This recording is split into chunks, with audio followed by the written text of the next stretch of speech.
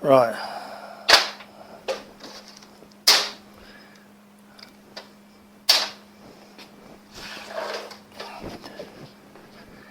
You know, I get a bee in my bonnet about parts. This is my new table, by the way. I made this from scrap, so I'm quite pleased with that. There's a nut. There's the nut that goes into the wishbone, the bottom end of the wishbone. Right. Here's the shock absorber mount that goes on the bottom end of the wishbone. See the taper? See the taper? Anything strike you about it? They're at different angles. So this will not seat properly into the taper. It's at the wrong angle.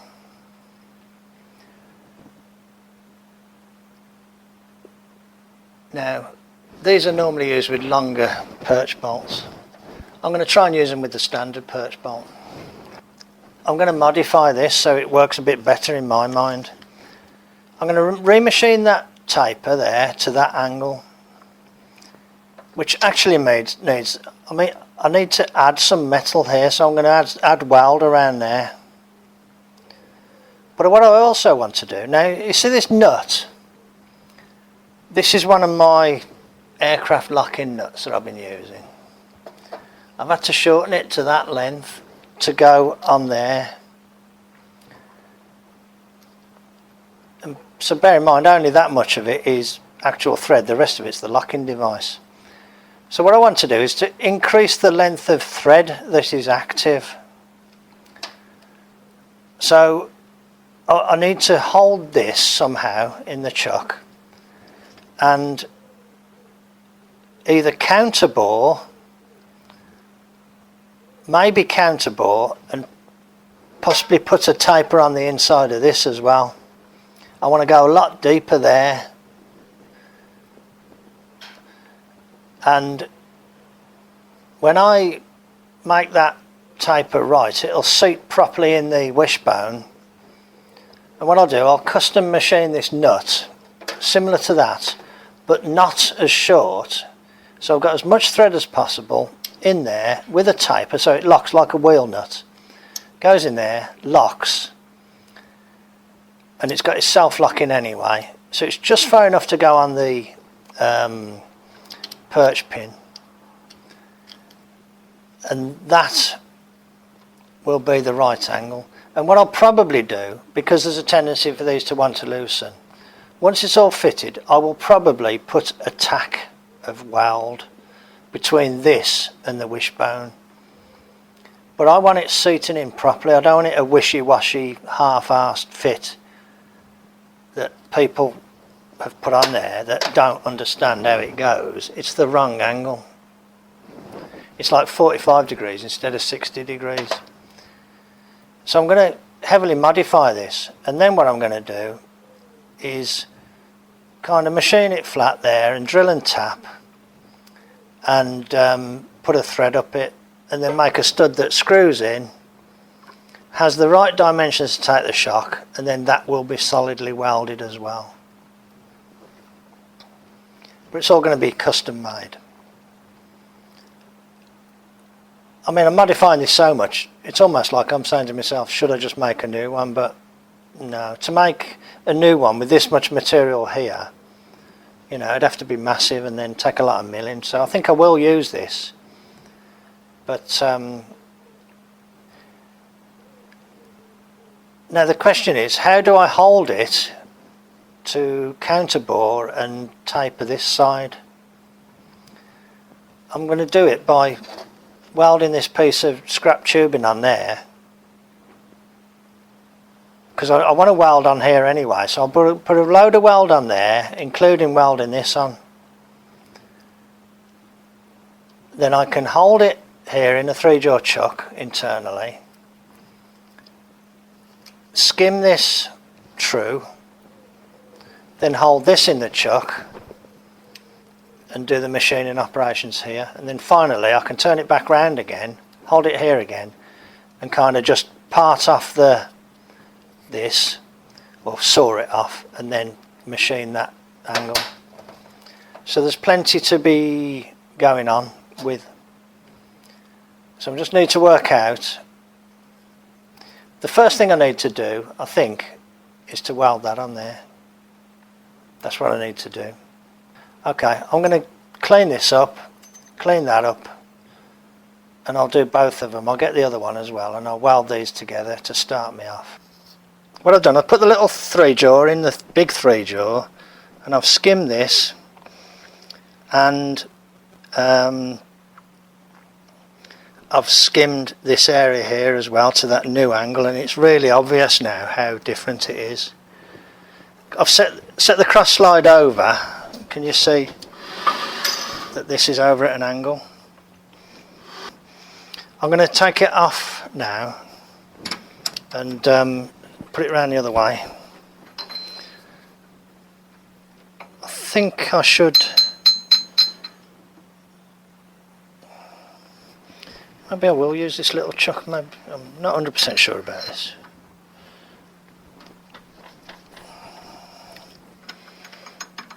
Maybe it'll centre up better if I use the same chuck,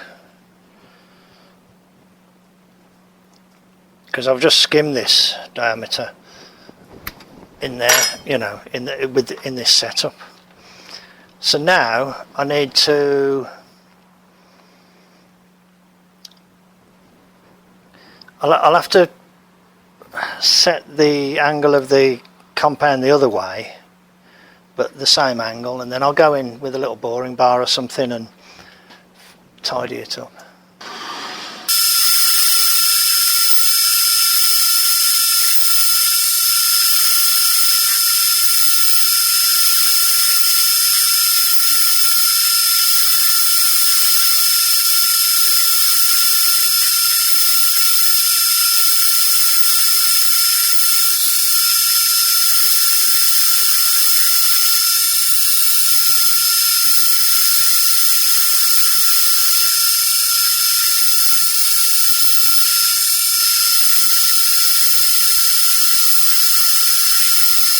So the question is, when do you stop?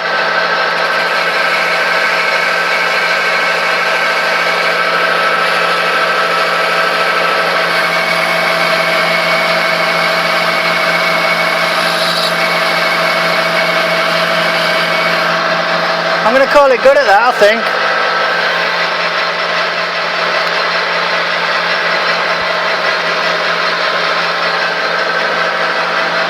That looks alright, doesn't it? Looks nice.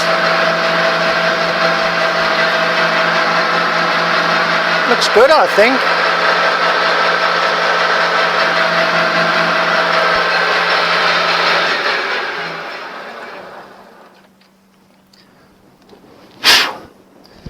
And that should match the angle of that now.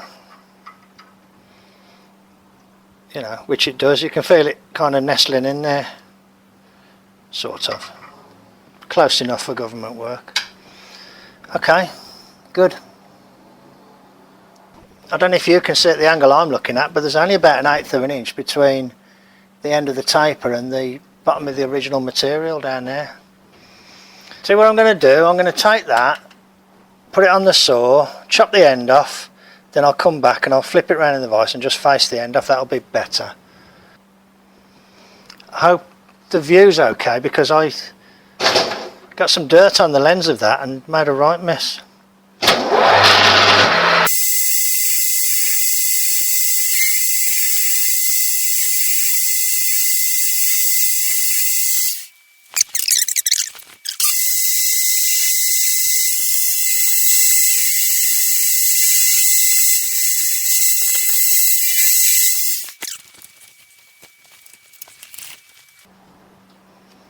So there's very little actually left of the original bore. I think that might be alright actually. I can always chuck it like this again and turn this bit. I can't really do much in the other side. I'm going to go and offer it up.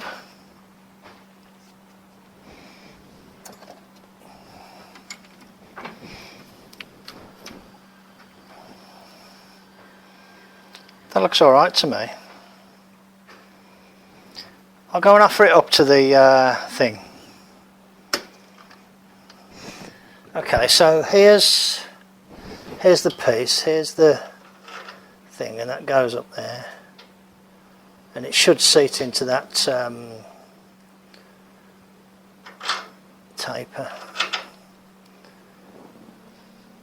What I want really, ideally, is a little gap around it. Which is, if I can't see a gap, I've got to skim the surface till I see a gap. Because I want it clamping on the cone, not the... it's going in well actually.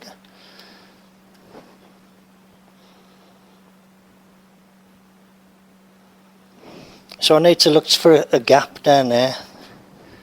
Okay, I can't find my 1/2 inch ratchet, I'll use this 3/8 one instead. So what I'm looking for now is there a gap? I know that this won't tighten up enough to get onto the split pin holes. Right. I'm looking for a gap down the side and I can't see one. So what I've got to do is take that face back. Just took a skim off there.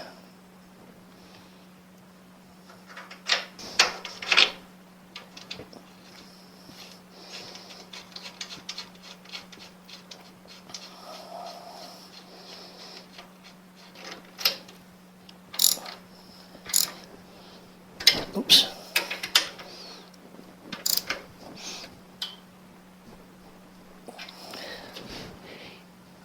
I think that's 10.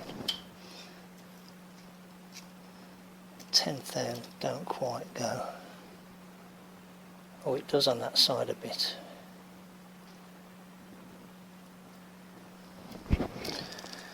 So 10th there don't quite go. There's an 8. Yeah. About 8th there. That's alright, isn't it? That's good. Slightly bigger that side. Okay, good.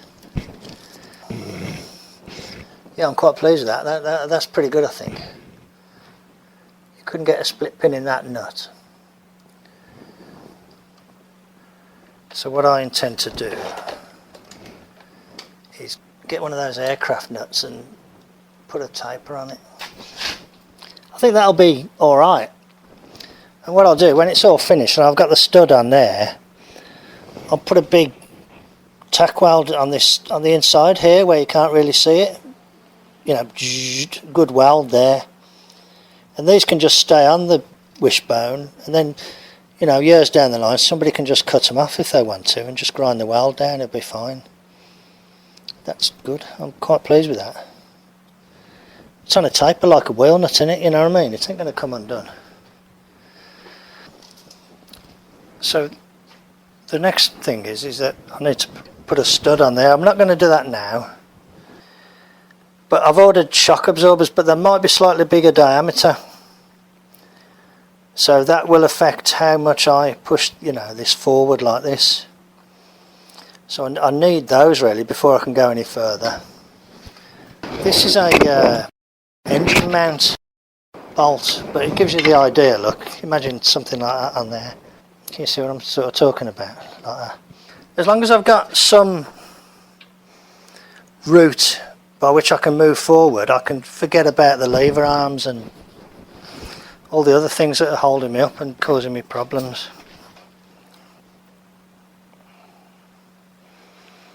Custom nut. I don't know if I need to bring it back up here a bit more, maybe. Not sure. Well, it's rocking, so that means that it's not on the flat, doesn't it? Let's try that. You can reuse these nuts. What I want to do is see that it's far enough on to get onto the locking part.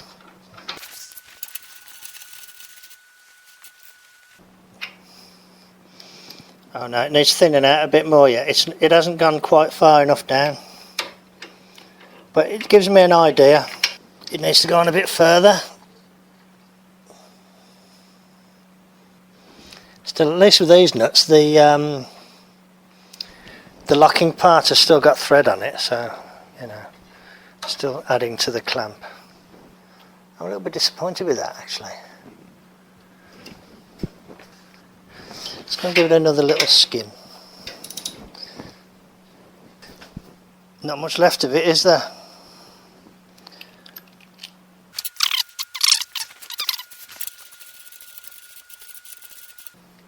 Okay, that's on the locking mechanism now, just before it went tight.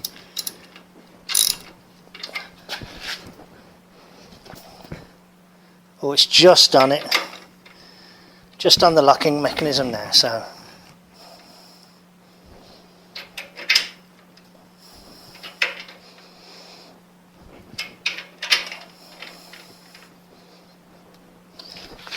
I'd need a pin on there to stop it turning. But you get the idea, that's nice and tight now.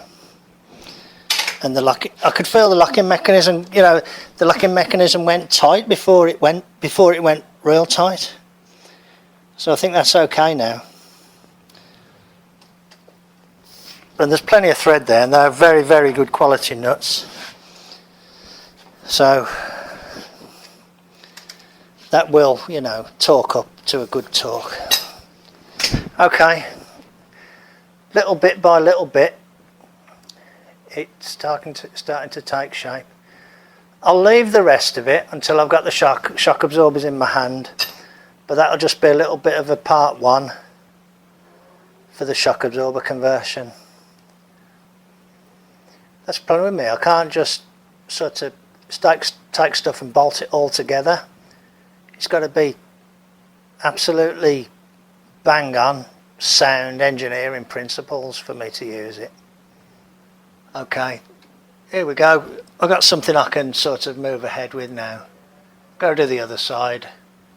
I quite enjoy doing the turning on the lathe, and you think of the setups, don't you, and you know, how to get your cuts and how to make sure that you do things in the right order, the order of operations.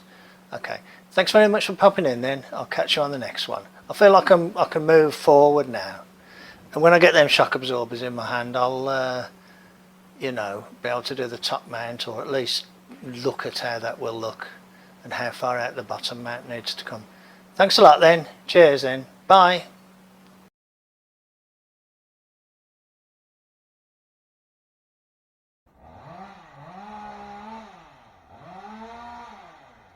Hello. You might be familiar with my truck, and anybody who's watched before might be familiar with that large tree. And guess what? They're going to chop it down today. So I just spoke to the men, and they said it's okay for me to film. So what I think I might do is just put the camera on the roof of the truck and just let it roll. That's better, isn't it? Okay, let's just leave it running then, and be interesting to just capture that, because that's been part of the scenery from this house for ever since I've known.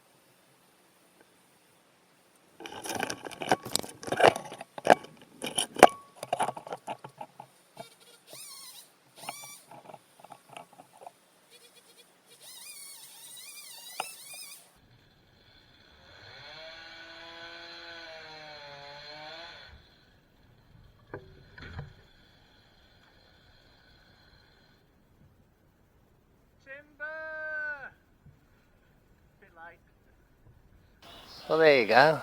That's that tree's gone. There's only the stump left. I think they did a pretty good job myself. Very interesting as well to watch. Is, you know, I live in a town here. I live in a city. I don't see that sort of thing every day. Okay. Hope you found that interesting. Thanks very much for joining me then. Cheers then. Bye.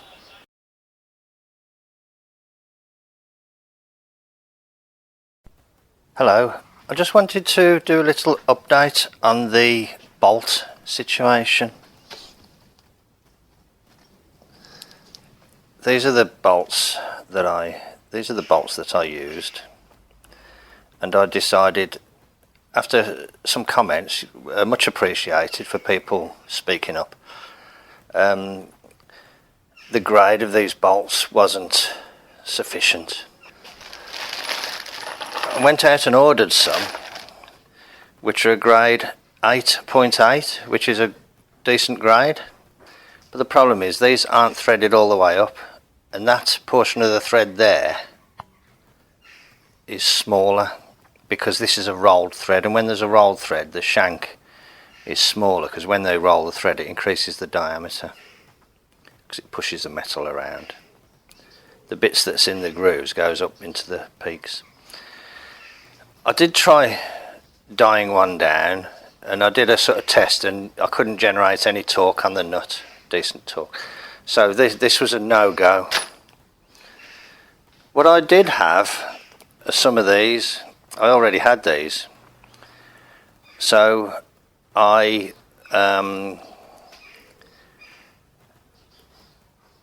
just took a drill and drilled out that to open it up a bit and then filled it with weld. Now I didn't film it because sometimes you just want to get a job done, and you know, filming takes so much longer, and it takes so much longer after the event as well with the editing and everything.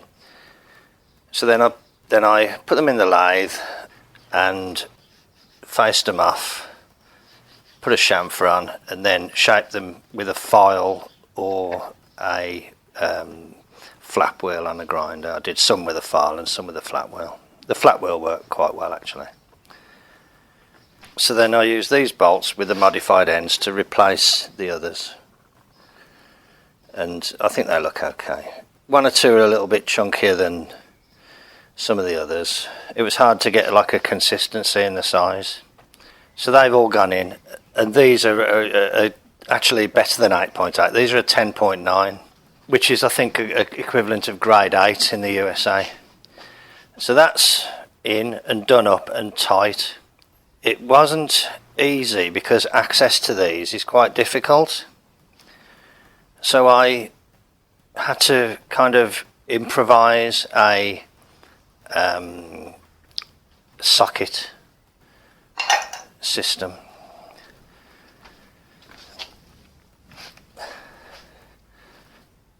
This is the setup for getting onto to these two here.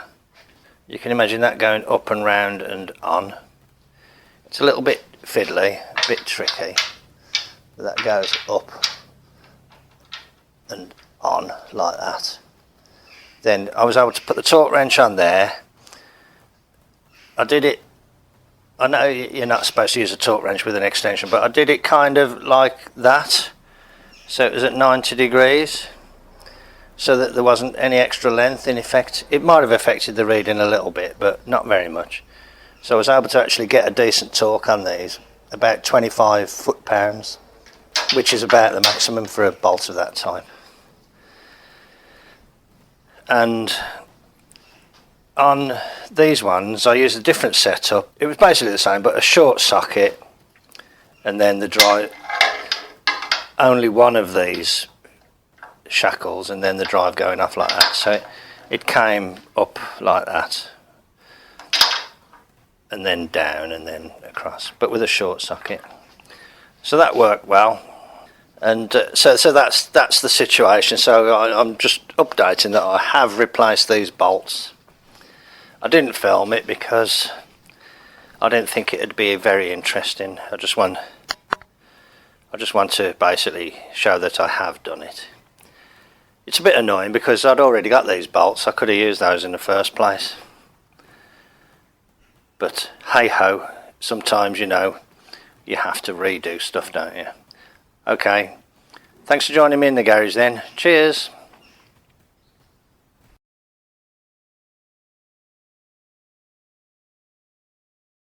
Hello. Last night I came out and actually managed to pull that head off that motor. Now, I'm telling you to prepare yourself because it's not a pretty sight. I think this motor's probably scrap. I'll take this head off and show you.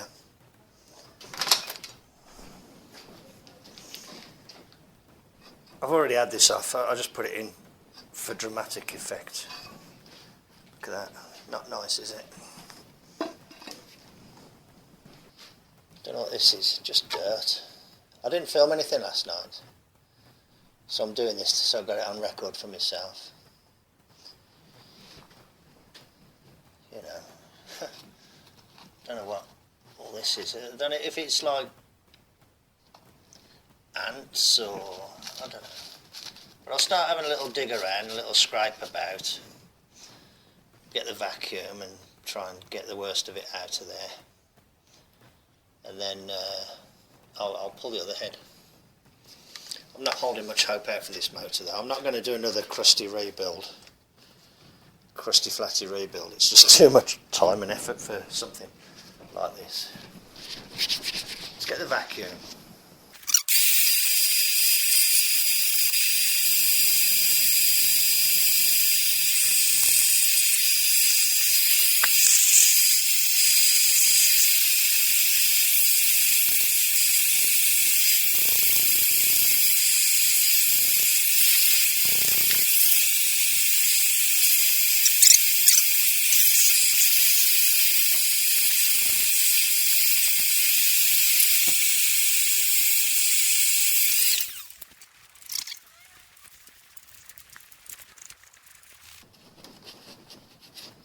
Ever the optimist, Mart checks for cracks.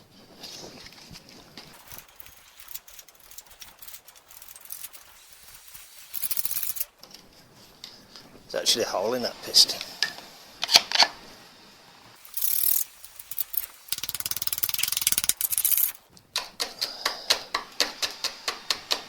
Okay, that's enough dicking around. This is just made from the remnants of a spark plug with a 12mm bolt welded to it. I just did this last night and it's quite light, so I didn't do any grinding or anything.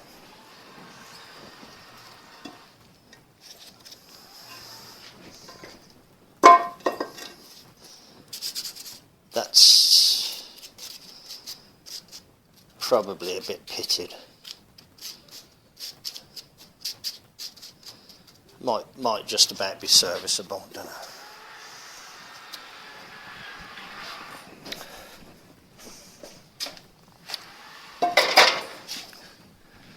Okay, let's come round this side. This is the other side, and I'll show you how I did the first one. Right.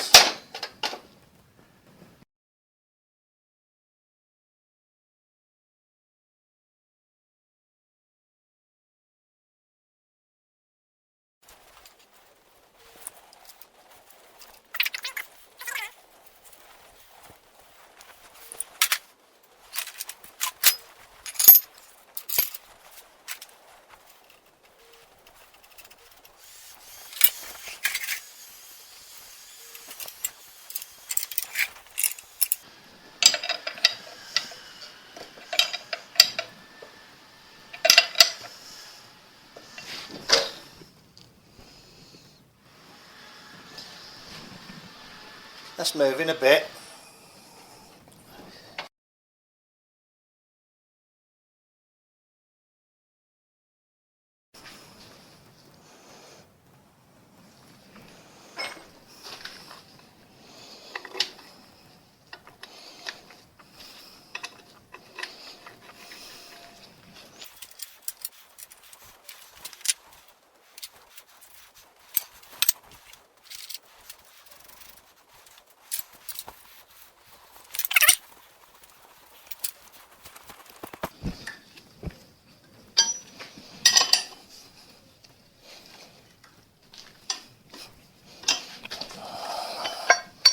There we go.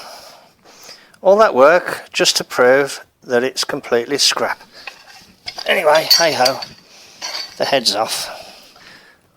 Oh dear me, what a mess. Okay, tidy up, Mart, come on.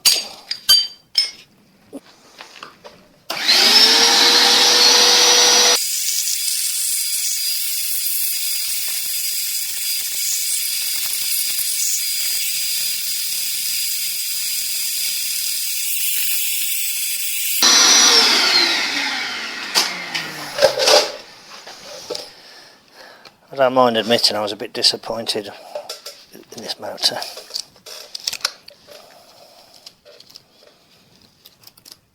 It's had a lot of water in this side, hasn't it?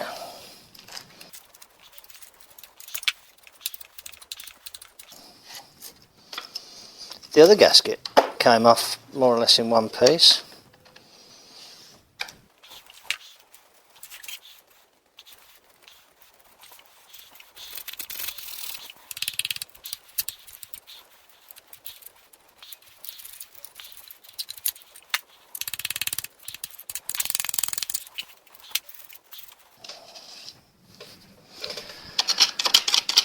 I don't think you could tow this one around the paddock and get it started, could you?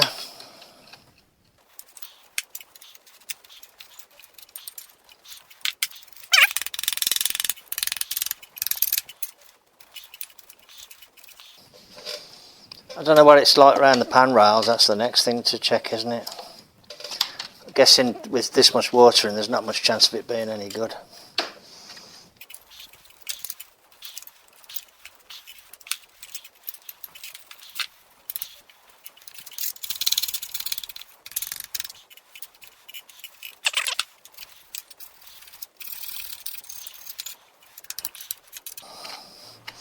You're all saying, Mart, you're using the wrong tool, ain't you? All the time, you know, I should be using an old wood chisel.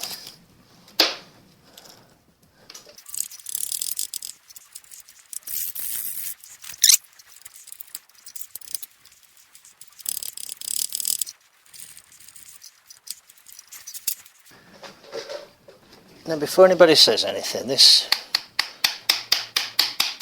is a knock-through screwdriver. And it was marketed as a screwdriver chisel set in the supermarket. So it's obviously a class piece of equipment. You know what I'm doing, don't you? I'm looking here for cracks.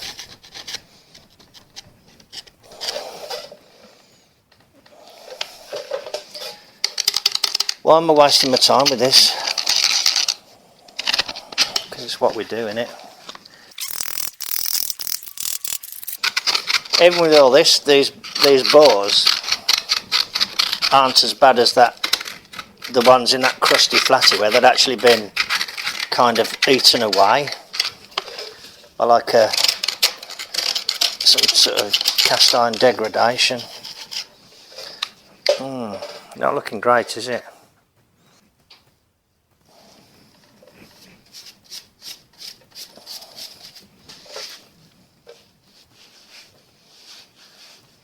You know, you have to start asking yourself, how much time do I want to waste on something?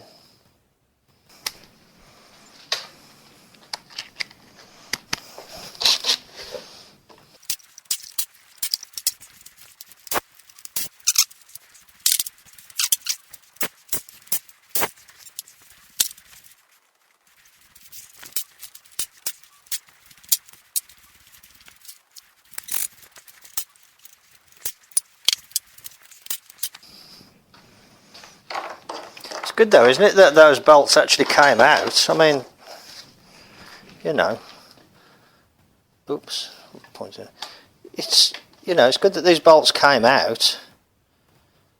You know, these can be used elsewhere, or rather be used again, cleaned up and used again. The manifold came off. I think I'm just going to be down to, you know, whatever parts I can salvage off this one.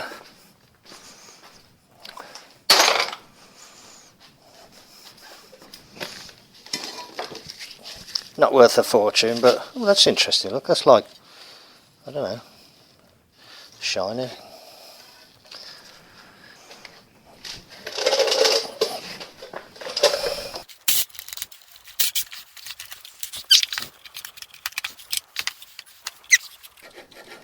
I don't feel much good.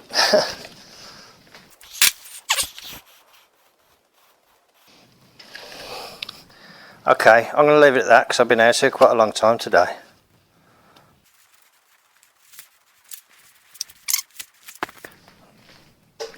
Okay.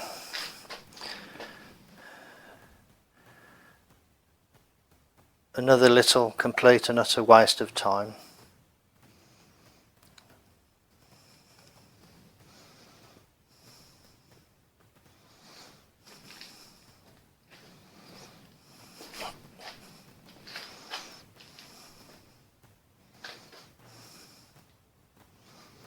Try not to put it in shadow.